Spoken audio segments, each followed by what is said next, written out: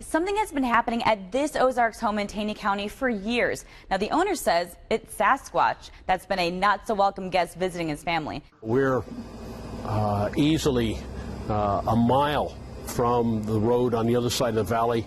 We've got a huge valley out here, runs roughly east-west. There's a waterway at the bottom. Deer move along there all the time.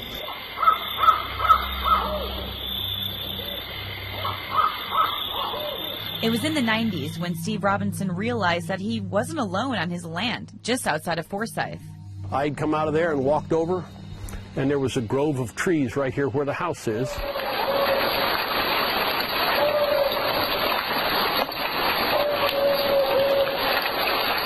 We've heard coordinated calls from 2 and sometimes 3 voices, one on the far slope, one on the near slope, one down in the middle, and they'll be moving from west to east.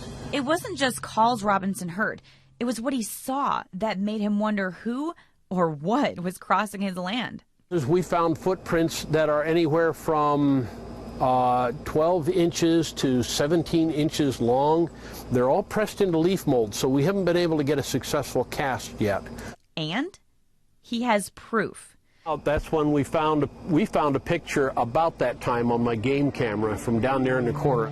It wasn't just that picture, but Robinson's face-to-face encounter that convinced him to become a Bigfoot investigator on his own property. Where the house is right now was a large grove of trees. I came out here, held up a really dull flashlight. The batteries were almost gone, and I put the flashlight right about where the window is. Okay. And you can see we're talking 50 feet away, and that's where it was. When its eyes came out, they were setting off at an angle like this because he was doing this. Yeah.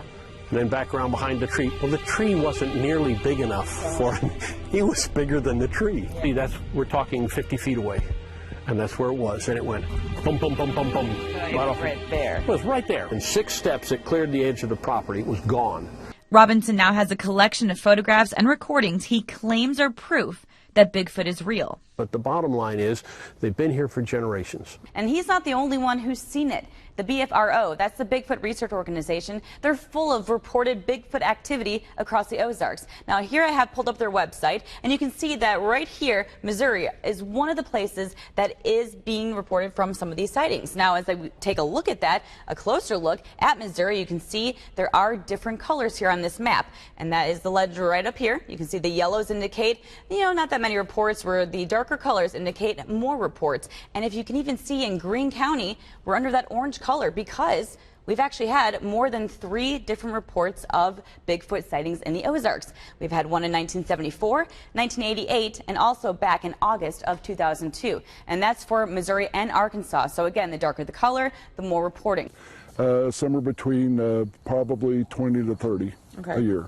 Ron Bowles runs the local chapter of the BFRO. That there are Bigfoot reports in every state of the Union and the province of Canada, but every state of the Union of the United States except for Hawaii.